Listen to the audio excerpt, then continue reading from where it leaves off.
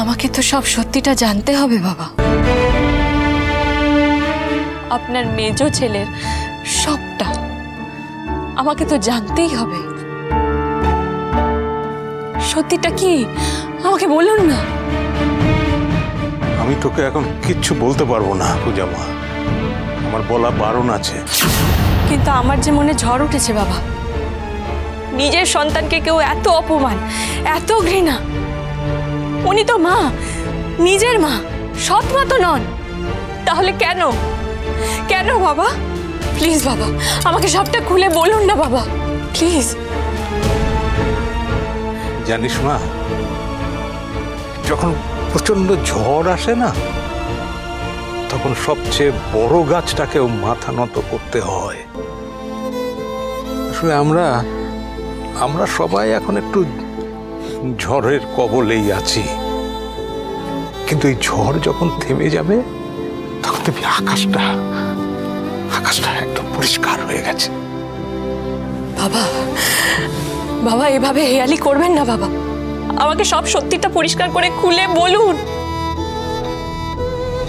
যে মানুষটার সাথে আমি সারা জীবনটা কাটানোর অঙ্গীকার নিয়েছি, যার বর্তমানে আমি আছি, যার ভবিষ্যতে আমাকে থাকতে হবে, সেই মানুষটার অতীতটা জানার অধিকার কি আমার নেই?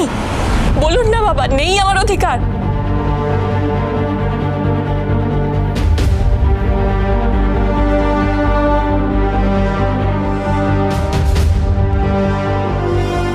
আমাকে বিয়ে করার জন্য আপনার বড় ছেলেকে 70 লক্ষ টাকা দিয়েছিলেন কেন বাবা?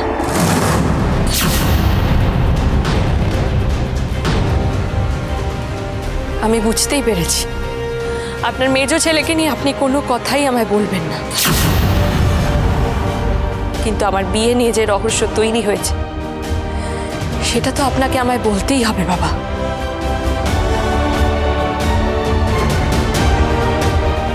বলুন বাবা, প্লিজ বলুন। আমি সবটা আপনার মুখ থেকে শুনতে চাই।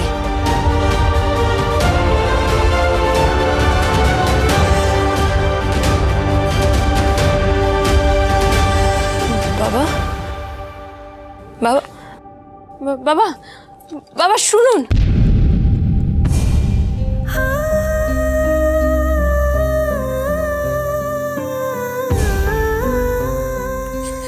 আমার সিদ্ধেশ্বরী, বাবা তোমার কোনো প্রশ্নের উত্তর দিলেন না। কতবার ঠাম্মিকে জিজ্ঞেস করেছি, কিন্তু উনিও আমার কোনো প্রশ্নের উত্তর দেননি। কিন্তু আমার মনে তো প্রশ্নগুলো রয়েই যাচ্ছে। অনেক প্রশ্ন আমার, অনেক। উড়ান সোম থেকে রবি প্রতিদিন রাত ৮টায় স্টার জলসায় ও ডিজনি প্লাস হটস্টারে।